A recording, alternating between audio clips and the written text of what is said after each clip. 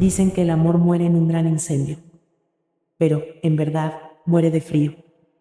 En el silencio. Muere después de que avisa 100 veces que el hielo es delgado, y la persona decide bailar encima solo para ver cuánto puedes aguantar. Llegué a mi límite hoy, a las 6:30 de la tarde. No hubo gritos. No hubo llanto. Solo hubo el sonido metálico de la llave en la cerradura y la certeza de que yo, Elena, ya no sentía nada más. Kelvin entró en la casa con esa sonrisa que, por 5 años, solía desarmarme. Trajo flores. Flores marchitas de una gasolinera. Para cualquier extraño, era el gesto romántico de un esposo distraído. Para mí, era el símbolo de la 1.000ª oportunidad tirada a la basura. Lo había olvidado de nuevo. No era nuestro aniversario de bodas, ni mi cumpleaños. Era algo más simple y, por lo tanto, más cruel. Kelvin prometió estar allí para la lectura del testamento de mi madre. Juró por su propia vida que, por una vez, la prioridad sería mi duelo y no su hora feliz con los colegas de la oficina. Miré las flores y luego sus ojos. Comenzó el guión que ya memoricé palabra por palabra. La excusa del tráfico. El jefe que lo retuvo. El celular sin batería. Sentí un chasquido en mi cabeza. Fue como si finalmente le diera un nombre a esa enfermedad. Kelvin no era olvidadizo. Era adicto a mi paciencia. No se equivocaba por accidente, se equivocaba porque el costo de mi perdón era demasiado barato. Yo era el seguro de vida de un hombre que amaba saltar por los acantilados. Pero hoy, el seguro expiró. Por primera vez, no interrumpí su excusa. Solo dejé que el silencio tractor pasara por encima de ambos. Él se dio cuenta. Su sonrisa vaciló. Y, en ese momento, comprendí, dejar de perdonar no es un acto de odio. Es un acto de supervivencia. Soy Elena, y hoy dejé de cargar el mundo sobre mis espaldas. El primer error de Kelvin no pareció un error. Pareció un tropiezo tonto. Uno de esos percances que aceptamos porque queremos que todo funcione. Estábamos en nuestro 2.º año de noviazgo. El plan era simple. Una cena para celebrar que yo, Elena, había conseguido un mejor trabajo. Yo elegí el lugar. Usé mi mejor vestido. Estaba tan feliz que sentía que iba a volar. Pero Kelvin nunca apareció. Me quedé allí sentada sola por 2 horas. El camarero pasaba y me miraba con lástima. Cuando finalmente contestó el teléfono, su voz era arrastrada, llena de sueño. Se había ido a beber con amigos, olvidó la hora y se quedó dormido en el sofá. Dijo: soy un tonto, mi amor. ¿Me perdonas? Prometo que seré mejor. Esa noche, hice lo que destruiría mi vida, sonreí y dije que estaba bien.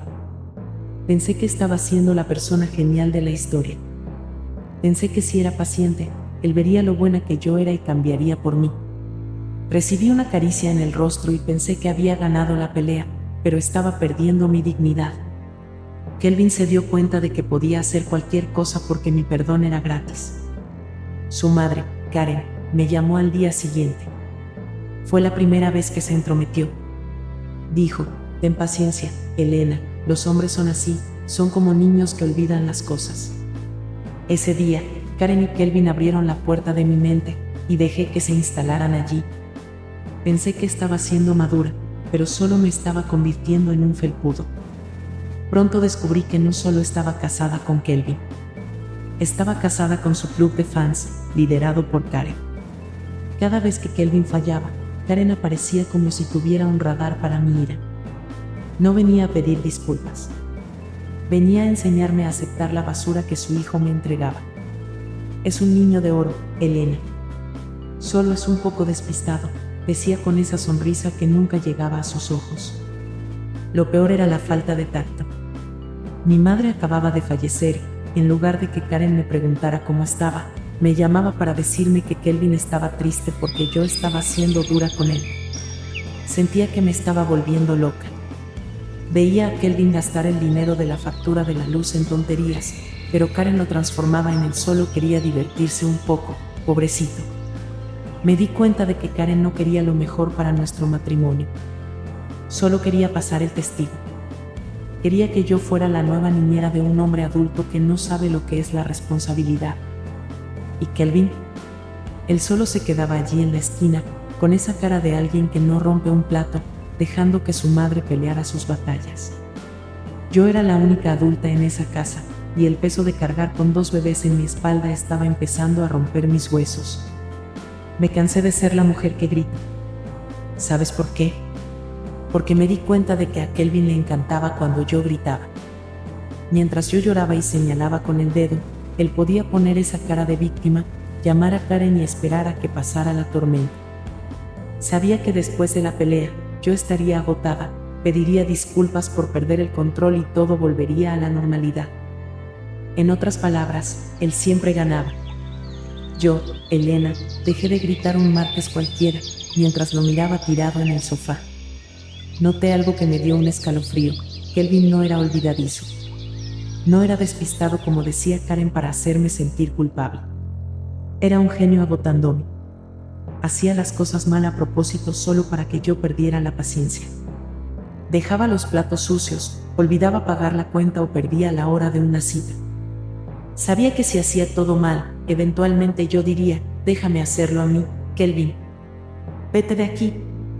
Y eso era exactamente lo que quería. Quería que yo hiciera su trabajo para poder seguir siendo un eterno adolescente. Ese día, entendí el secreto. El secreto era que mi perdón era su oxígeno. Él cometía el error, yo perdonaba, y él se quedaba con las manos limpias mientras yo cargaba con la culpa de ser la esposa enojona. Lo miré y no sentí rabia. Sentí que despertaba de un sueño muy malo. Vi que Karen había creado un monstruo de pereza, y yo alimentaba a ese monstruo cada día. Entendí que si quería ser libre, tendría que dejar de ser la persona que resuelve todo. Tendría que ser la persona que dice no. Y ese no iba a ser el principio del fin del imperio de Kelvin. Decidí hacer una prueba. No iba a pelear, ni a insistir, ni a regañar. Quería ver cuánto duraba el nuevo Kelvin sin que yo fuera su niñera. Esa noche, hablé con calma. Kelvin, mañana es un día muy importante para mí. Tengo un viaje de negocios y necesito que lleves mi auto a un cambio de aceite muy temprano. El neumático también se siente extraño y tengo miedo de conducir en la carretera así. ¿Harás esto por mí? Él me dio esa sonrisa de comercial de televisión, me abrazó y dijo, por supuesto, mi princesa. A las 8 de la mañana ya estaré allí. Lo prometo por todo lo que es más sagrado. Yo, Elena, no dormí bien. Me quedé mirando el reloj en la pared. No estaba deseando que tuviera éxito, estaba esperando que fallara. A las 8 de la mañana, Kelvin roncaba. A las 9, ni siquiera se había movido. No lo desperté. Llamé a un transporte, fui a trabajar y dejé el problema allí, para ver qué pasaba. Cuando regresé a las 10 de la mañana, solo para recoger un documento que olvidé, él estaba en la cocina viendo videos de bromas en su teléfono mientras bebía café. El auto seguía en el garaje, con el neumático desinflado. No tenía prisa. No estaba preocupado por mi seguridad. Simplemente había borrado la promesa de su cabeza en el momento en que cerré los ojos para dormir. Ese silencio en la cocina me dio una respuesta que ningún libro de psicología podría dar. El error de Kelvin no era falta de memoria. Era falta de importancia. Yo no era una prioridad, era un mueble de la casa que él usaba cuando quería e ignoraba cuando no lo necesitaba. Cuando finalmente me vio y empezó a tartamudear que la alarma no sonó, no sentí mi corazón acelerarse de rabia. Sentí un frío en el estómago. Sentí asco. Y el asco es el punto final de cualquier historia. Me di cuenta de que Karen tenía razón en algo, él nunca cambiaría. Pero se equivocaba en lo otro, yo no estaba obligada a quedarme allí viendo cómo se pudría. La prueba había terminado, y la calificación de Kelvin fue 0. Vivir con alguien como Kelvin es como cargar un saco de cemento en la espalda mientras todos a tu alrededor dicen que el saco está vacío. Yo, Elena, empecé a sentirme pesada. Me dolían los hombros, me palpitaba la cabeza y ya no tenía ganas de sonreír. Lo peor no era su error del día. Lo peor era saber que mañana habría otro. Es un agotamiento que el sueño no cura, porque despiertas sabiendo que tendrás que limpiar el desastre de una persona que tiene manos perfectamente buenas para limpiar su propia suciedad. Miraba a mis amigas y las veía hacer planes, creciendo. Y yo estaba estancada en el mismo lugar, intentando enseñarle a un hombre adulto a no dejar basura sobre la mesa. Me sentía sola, incluso viviendo con otra persona. Karen me llamaba y decía, pero Elena, él es tan tranquilo, no te grita, no te engaña, ¿qué más quieres? Y esa era la trampa. Como Kelvin no era un monstruo, el mundo pensaba que yo estaba loca por estar muriendo por dentro. Esa semana, miré la foto de mi madre y sentí una vergüenza profunda. Ella no me crió para ser el felpudo de nadie. No querría verme sufriendo por un hombre al que ni siquiera le importó su testamento. Tuve una claridad que incluso me dio un escalofrío. Entendí que no estaba enferma. Solo estaba sobrecargada. Kelvin era un peso muerto y Karen era la cuerda que ataba ese peso a mí. Entendí que si no cortaba esa cuerda pronto, me hundiría con ellos. Yo era la única que podía salvarme porque, en esa familia, yo era la única que tenía el valor de admitir que el saco de cemento era real. Esa noche, el silencio en la casa era tan pesado que podía escuchar mis propios pensamientos. Kelvin estaba sentado en el sofá, con los pies sobre la mesa de centro, actuando como si nada hubiera pasado. Como si mi prueba del auto, mi llanto escondido y el desprecio que sentía fueran invisibles para él. Yo, Elena, me paré frente a él. No grité. No tiré nada al suelo. Solo pregunté, en voz muy baja, ¿por qué, Kelvin? ¿Por qué prometiste llevar el auto si sabías que no lo harías? Él ni siquiera quitó los ojos de la televisión al principio. Soltó ese suspiro de alguien que trata con una niña mimada y dijo, «Ay, Elena, ¿otra vez con esto?» Solo fue un neumático. Lo resolviste con la aplicación, ¿no? Pues ya está. Deja de crear problemas donde no los hay. Eso fue como una bofetada en mi cara. Me acerqué e insistí, no fue el neumático. Fue tu palabra. Fue el hecho de que juraste y te acostaste a dormir justo después. Me mentiste a la cara. Fue entonces cuando sucedió. Kelvin apagó la televisión, se levantó y me miró con una sonrisa que nunca había visto antes. No era una sonrisa de amor. Era la sonrisa de alguien que sabe que es dueño de la situación. Dijo, no mentí, Elena. Solo sabía que lo ibas a resolver de todos modos. Siempre resuelves las cosas. Haces mucho ruido, lloras, haces drama, pero al final del día, perdonas. ¿Por qué me mataría despertando temprano si sé que tu eficiencia se encargará? Sentí mi mundo girar. Continuó, ahora con una voz muy suave. Mi madre siempre dijo que eres una mujer fuerte, y para eso es una mujer fuerte, para aguantar las cosas mientras el hombre descansa. Te gusta tener el control, y yo dejo que controles todo. Mi perdón está garantizado, Elena. Lo sabemos. Así que relájate y ven a la cama. En ese segundo, el Kelvin que yo amaba murió. El hombre frente a mí era un parásito que se alimentaba de mi fuerza. No fallaba porque fuera débil, fallaba porque mi perdón era su mayor privilegio. Me di cuenta de que no era su esposa. Era la red de seguridad de un hombre que nunca quiso aprender a caminar. Estaba seguro de que nunca me iría, porque pensaba que mi bondad era una prisión. Pero olvidó una cosa, hasta la cuerda más fuerte se rompe si le pones demasiado peso. Después de que Kelvin confesó que usaba mi perdón como un juguete, la rabia se convirtió en hielo muy frío. No grité. Solo di un paso atrás y esbocé una pequeña sonrisa. Él pensó que mi silencio era la prueba de que había aceptado ser su sirvienta emocional para siempre. Poco sabía él que ese era el sonido de mi silencio tractor. Era el sonido de maquinaria pesada empezando a aplastar todo lo que habíamos construido. A partir de ese día, dejé de ser la niñera. Kelvin olvidó la toalla mojada. Que duerma en lo mojado. Olvidó la factura del internet. Compré un paquete de datos solo para mí y lo dejé en la oscuridad digital. Se disculpaba conmigo con esa voz de niño y yo solo respondía, está bien, Kelvin. Pero era el está bien de alguien a quien ya no le importa si la casa se cae. Estaba ahorrando energía para el golpe final. Estaba despejando el terreno y preparando la salida en secreto. Hoy, a las 6:30 de la tarde, el ciclo se cerró. Llegó con esas flores marchitas de gasolinera, pensando que la técnica de 5 años todavía funcionaba. Pero cuando me miró, no encontró a la Elena que perdona. Encontró un espejo vacío. No siento odio, no siento nada. Y la nada es imposible de manipular. Ya firmé los papeles, ya alquilé mi propio lugar, y la maleta está escondida donde él nunca pensaría en buscar, en el armario de la cocina, detrás de esa vajilla fina que nunca tocó. Yo, Elena, descubrí que el mayor castigo para quienes abusan de nuestra bondad no es el grito. Es el vacío. Es el momento en que la persona se da cuenta de que puede fallar 1000 veces, pero ya no queda nadie a quien herir con el error. Kelvin todavía no entiende que mi está bien es ahora un aviso de desalojo. Esa noche, después de las flores marchitas, se acostó en la cama esperando lo de siempre, que yo apoyara mi cabeza en su hombro y fingiéramos que el mundo era color de rosa. Pero me quedé allí, estirada, mirando al techo, sintiendo cada centímetro de distancia que había cavado entre nosotros. Cuando intentó abrazarme, no me aparté con rabia, simplemente permanecí inmóvil. Fue como abrazar una estatua.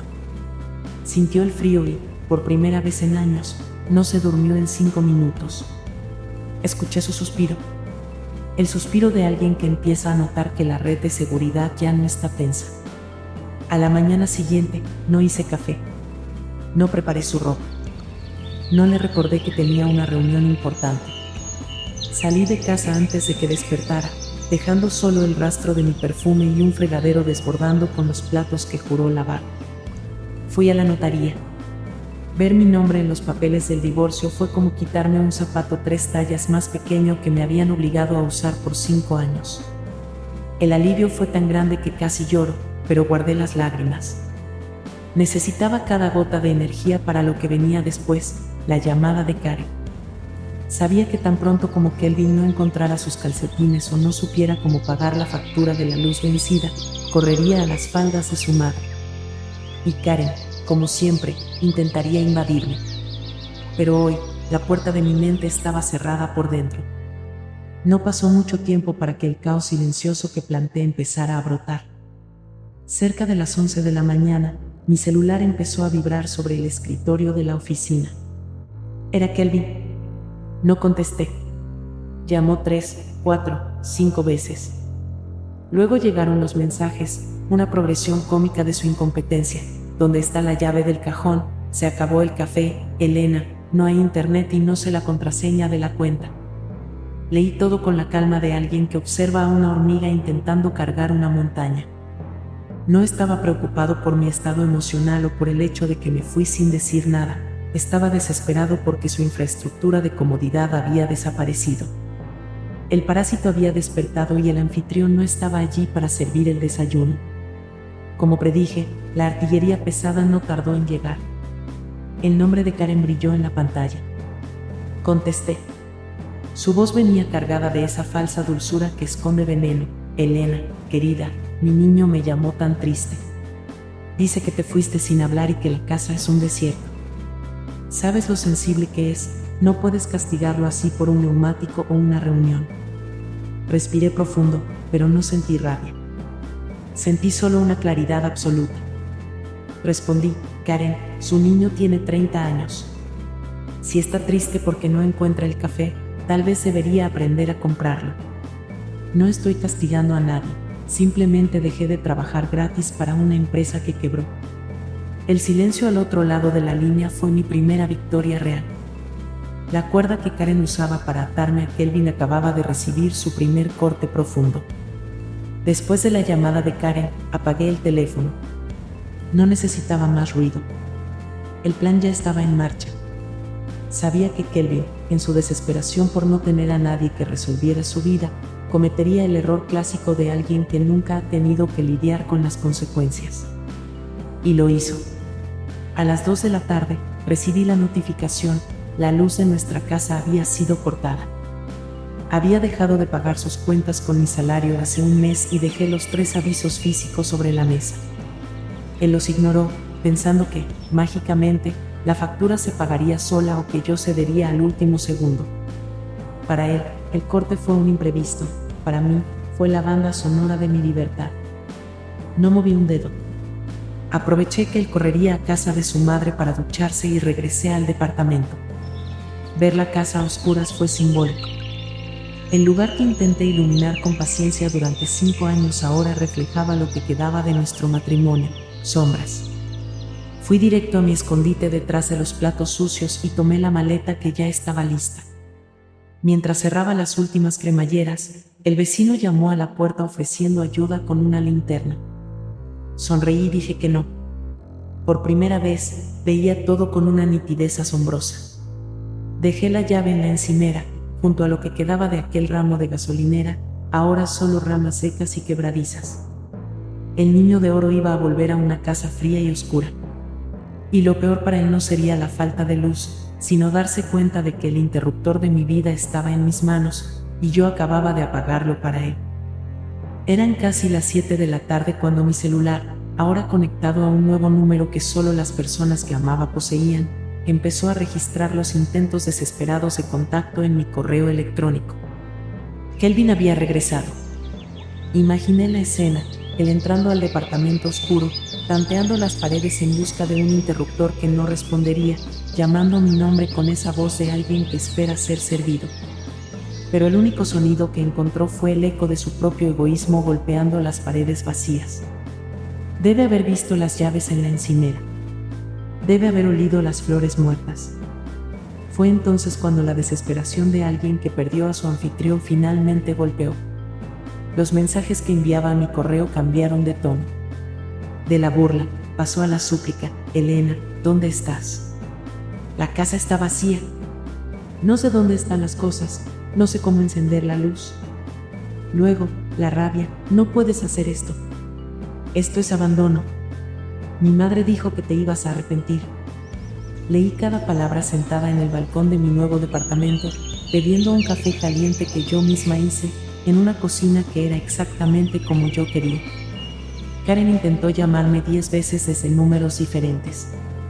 Estaba en pánico porque su juguete se había roto y tendría que lidiar con los pedazos. No sentí ni un ápice de culpa. Por primera vez en 5 años, el ruido del mundo exterior no me asustaba. El silencio de mi nuevo hogar era el sonido de mi curación. Kelvin pensó que mi perdón era un recurso infinito, como el aire. Olvidó que si contaminas el aire por mucho tiempo, el oxígeno se agota. Y hoy iba a tener que aprender a respirar solo en el vacío que él mismo creó. 3 días después de mi partida, Karen desistió de las llamadas y se presentó en mi lugar de trabajo. Ya no tenía esa sonrisa de comercial, estaba despeinada, con ojeras profundas. El niño de oro vivía en su sofá, y la realidad de cuidar a un hombre de 30 años que no sabe lavar una taza había agotado su paciencia en tiempo récord. Intentó la última carta, el chantaje emocional. Elena, ¿cómo puedes ser tan cruel? Kelvin no come, no duerme, está perdido. Prometiste cuidarlo en el altar. Eres la esposa, tu papel es ser el equilibrio. La miré y, por primera vez, sentí lástima. No por Kelvin, sino por ella. Pasó toda su vida creando un monstruo de pereza y ahora estaba aterrorizada porque el monstruo había vuelto a casa. Respondí con una calma que la dejó en shock: Karen, el contrato de niñera ha terminado.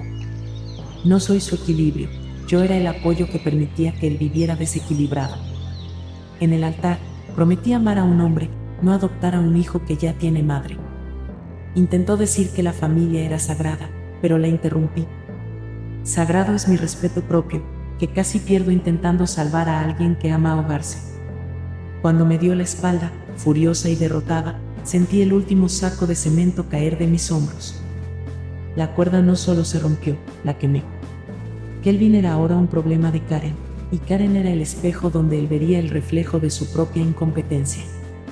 Regresé a mi escritorio, abrí mi nuevo proyecto y me di cuenta de que el silencio de mi oficina no estaba vacío. Era espacio.